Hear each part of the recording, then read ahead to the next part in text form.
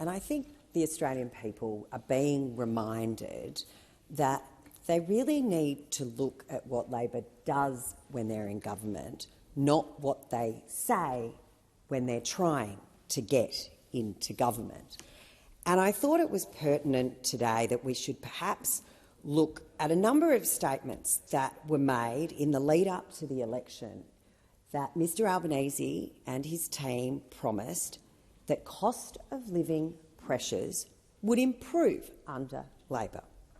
And some of these statements, and I quote, included, "I'll say this very clearly, they, everyday Australians, will be better off under a Labor government." I would challenge to find an Australian who will tell you they are better off when it comes to cost of living than they were in May 2022 than they are now. Good luck. Find me one.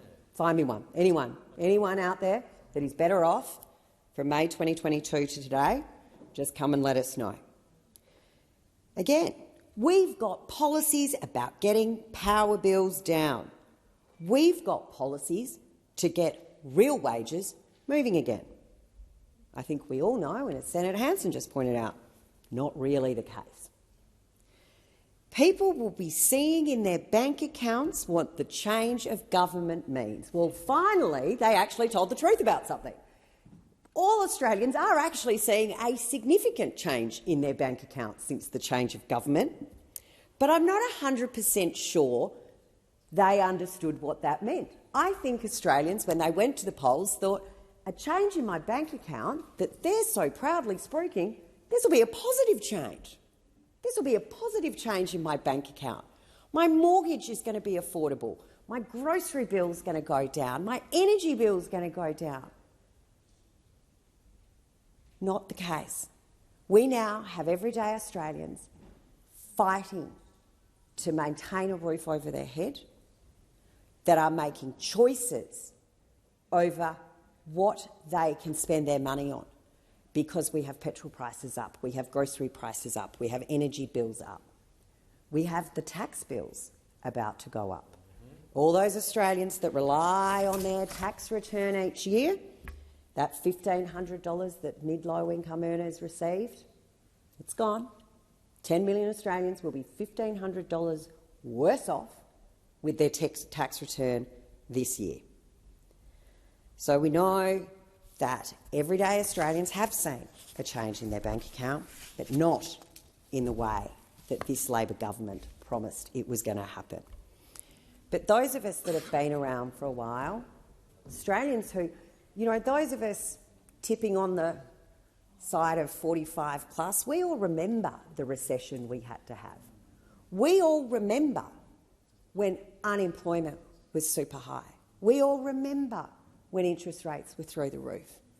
We all remember how difficult times were in the recession we had to have. But what is absolutely astounding from this government, that apart from the fact they seem to have no realisation of how tough everyday Australians are doing it, and I would actually beg the question, even though we are all on very good wages in here, that how many of their senators are actually feeling the pinch? My mortgage, I can tell you, has doubled since August last year. That makes a difference. I have 3 children, paying for their school fees, paying for their grocery bills, paying for their clothes. That all becomes increasingly difficult, even on good wages. So it would be interesting to see if any honesty would be forthcoming, which we know is a big call. Big call. Honesty is not really their strong suit.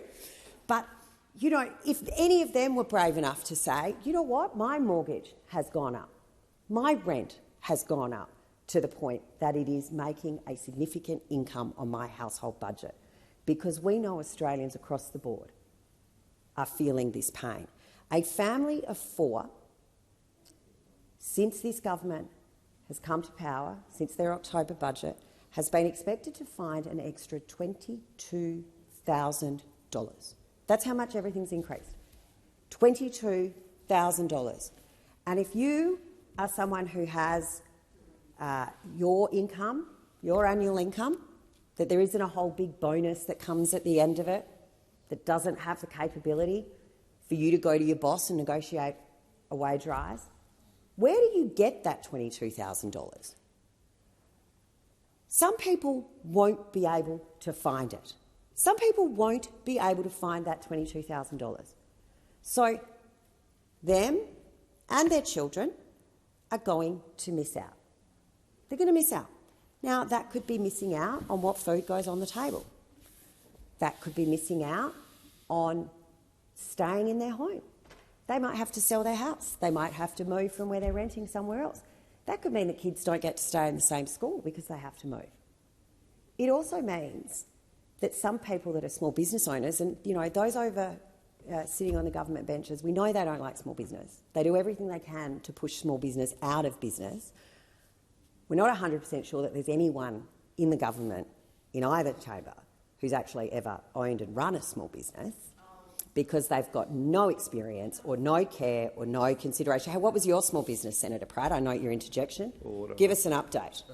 I'd love to hear all the small business experience coming from those on the other side of the chamber and in the other house, because it's very, very difficult to establish, unlike on this side of the house where almost every member at some point in time has run a small business.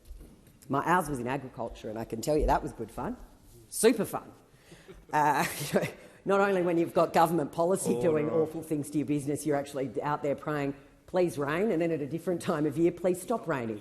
So, yeah, that's a super fun business. I've got to say, not being in agriculture anymore, and I feel for the farmers every harvest, I've got to say, as the ex-wife of a contractor, I don't miss it. I don't miss it and get a bit of PTSD every time I see a header. But, I don't grasp it. Small businesses, we know, but, these small business owners that have families of four that are trying to find the extra $22,000, you know where they might be finding it? From cutting one of the staff from their business, from cutting two of the staff from their business. And you know what that means? That means unemployment starts to go up. And that means the staffer that just lost his job because the small business owner trying to pay his own mortgage, pay for his own kids and put food on the table, means that their now unemployed worker is going to find it even more difficult. So we see the cycle continue. But some of us didn't nap through our economics lectures at university and actually turned up to the tutorials, so understand some of the basic economic principles that seem to elude those opposite. Because I think what's actually very, very frightening is we hear lauded from Treasurer Chalmers that he did his PhD on Keating, I believe, Prime Minister Keating, and claims that this is his hero. But if we look at what this government's trying to do, they're actually moving back before Hawke and Keating, Prime Ministers Hawke and Keating. They are refusing to even uphold values of the Accord. They are trying to head back pre-80s. Now, whilst I do remember the recession, the election of Hawke, Prime Minister Hawke, I was quite young. I was quite young back then, but I do know that Prime Minister Hawke came in and did take an approach that was supported, if my memory serves me, by the then opposition Treasurer John Howard, in making sensible reforms to the Australian economy, floating the Australian dollar, making sure that there was a wages accord, so that Australia could move into a modern economic climate and have an economy that was able to compete and participate on the world stage. Not here today, people. No, the Australian people need to understand we are heading into a time machine. We're back to the 70s, we're back to 80, where we're going to see small businesses pushed out. We have this facade of same job, same pay, which is absolutely so detrimental to the Australian economy. I think today I saw an article that said a $13 billion hole would be blown into the economy, because that's what we can afford at the moment, $13 billion hole, thanks to a deceptive policy that's coming through under a pretty slogan, which is actually a complete fallacy. So, as I just run through again, for those opposite who aren't getting it, your budget in October has consistently contributed to the cost of living for all Australians, every Australian, all Australians, going up. So that means the grocery bills, it's increased pressure on supply chains, increased petrol costers and energy inputs going in, so that at every step of the way, whether it's food production, with the safeguard mechanism, agriculture is not included, but Incitec Pivot is, because those opposite two have struggled to find a farm, let alone visit one or ever work on one, Incitec Pivot creates fertiliser, which goes on all food products. So when Incitec Pivot has to put its prices up, input costs go onto agriculture. So that means food costs more. Now, when we put increased pressure, and we know that they would love to go back to targeting the owner-drivers of trucks. We know that they want to put pressure on that because they want their union mates in their big trucking companies to have all the work, which isn't how it works out in the bush. But when they start to move back into the tribunal around trucking and road requirements, we're going to see less trucks on the road because it won't be viable for owner-operators to participate anymore. So there'll be an increase in getting that food from the farm to the market. And, of course, there'll be less trucks then to get it to the supermarket. The cost of processing any of that food is going to go up because the energy cost is so much higher. And for the big processors that may get caught up in this safeguard mechanism as it moves, are going to have, again, more costs. And so by the time it hits the supermarket shelves, you are going to have seen a grocery cost hit at about 4 to 6 levels for every single product. Every product. So that's not only... You know, people talk about the luxury products. We're not talking about families going in and purchasing their foie gras or their truffle salt. We're talking about people trying to buy bananas. People that even want to go and buy some mince, perhaps a tomato to make a bolognese.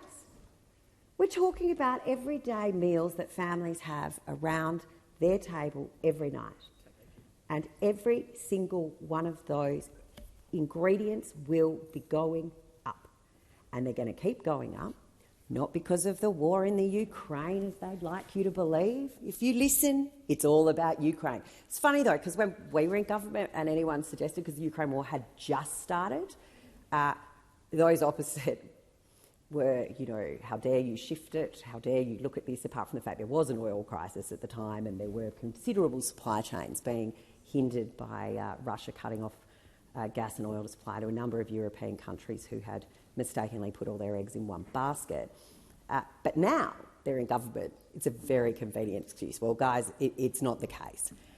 This inflation is Canberra-based, a bit like the Prime Minister. Inflation is Canberra-based. And the thing about inflation, every Australian pays it. Every Australian. It is a tax on everybody. It doesn't matter if you're 15 years old and going down to buy a packet of twisties, or you're a mum of 4 going to buy the groceries for the week. You pay inflation. And it doesn't matter if you're on a welfare payment or you're a multimillionaire. You pay inflation. It is a tax on all Australians. Yet this government has committed itself, and inflation's continuing to go up under them. And it's at its highest level that it's been in 30 years. I mean, maybe this is what they're trying to do. They're trying to hit rates that we saw in the late 70s, because that's where they want to take our IR policy. That's where what they want to take us back to is back to pre-Prime Minister Hawke and Keating days. They want to go back, and maybe that's what they're trying to do with unemployment rates. Well, it's maybe what they want to do with interest rates. Maybe that's what they want to do with inflation. But they're certainly not interested in boosting productivity. We know that the one thing that will make a difference to inflation is productivity. So in the last 12 months, what have we seen happen with productivity? How's it going? Because, you know, we had all these promises. It was all going to be great. Cost of living getting better. Inflation was going to come down. Mortgages were going to come down. Energy bills coming down. Grocery bills coming down. Cost of living pressures were coming off for all Australians. But do you know what we've seen with productivity in the last 12 months? Under Labor's watch, productivity in the last 12 months, since they came to government, has fallen by 4.6%. I mean, cracking job, guys.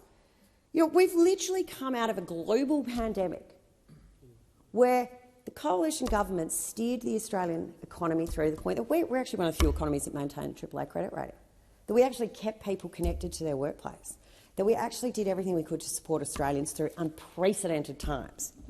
Yet under this lot, the one tool that we've got to fight inflation in productivity, we have seen it fall by 4.6%. And that, under your stewardship, is so likely to just get worse. Senator Cox. Deputy President, I